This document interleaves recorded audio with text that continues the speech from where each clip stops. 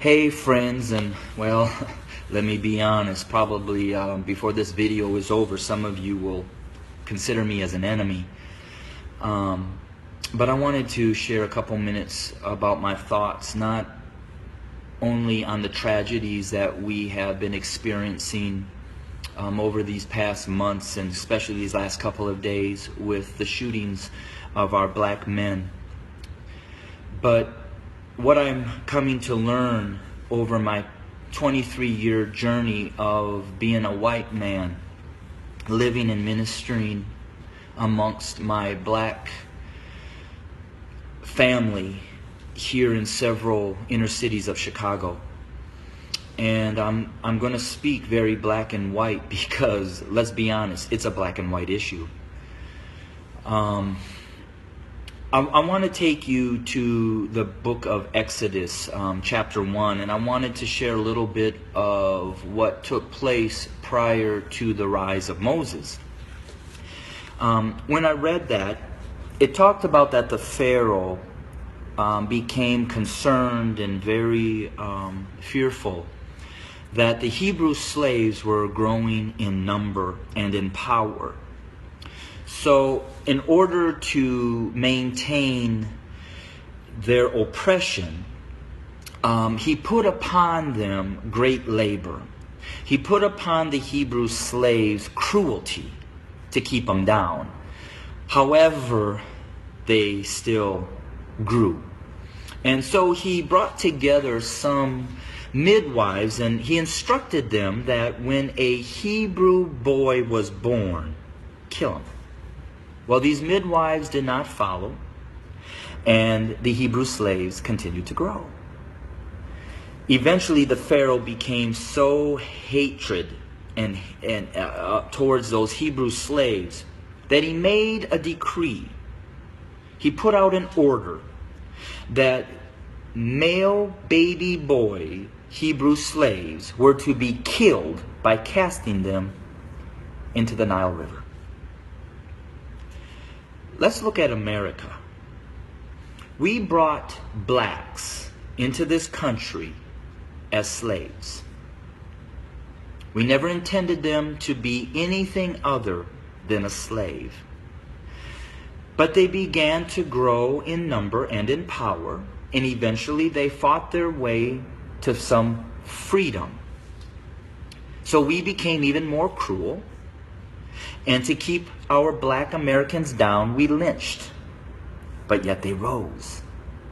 So then we used the welfare system, the criminal justice system, to keep them down, to contain them, to destroy them. But yet they rose, and they're rising.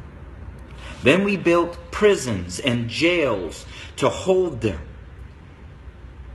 Yet they rose. And so now we are doing exactly what the Pharaoh did at the end, sending out a decree: kill them.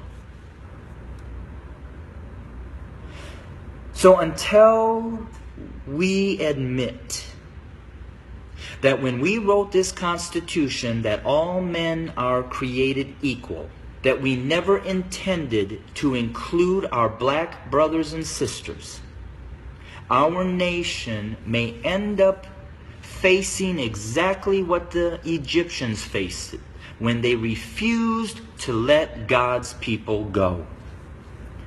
So I'm going to say this to my white fellow Americans, that the bloodshed that is on its way is not on the hands of our fellow black Americans, but is on our hands. We are the ones that are refusing to let God's people go.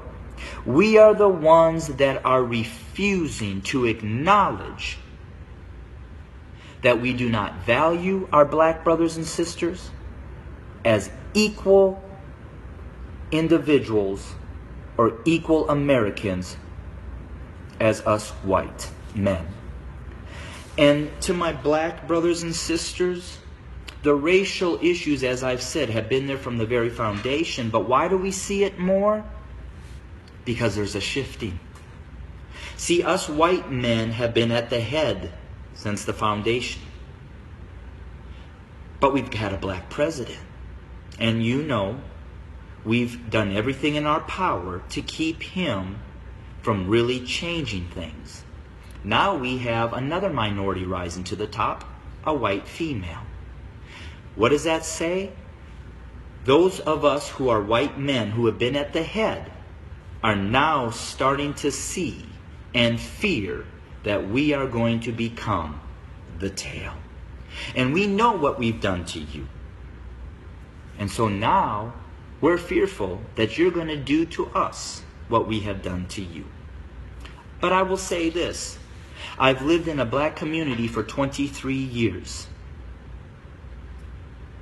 I've never been treated the way that this country has treated my black Americans. So I call out my white Americans to say we better heed, repent, acknowledge, and change. Because if we don't, I just want to again say this. The bloodshed that we will experience is on our hands, not the hands of our fellow black Americans. I welcome your comments. I welcome your feedback. Hit me up on Facebook or go to my webpage at www.studio2911.org. Again, that's studio2911.org. I don't necessarily know the answer, except for us white Americans need to repent, acknowledge the lies that we have taught, acknowledge our value system of equality. It is not here, and it does not include our black brothers and sisters. And we need to change, and we need to change now. Thanks for your time. Bless you.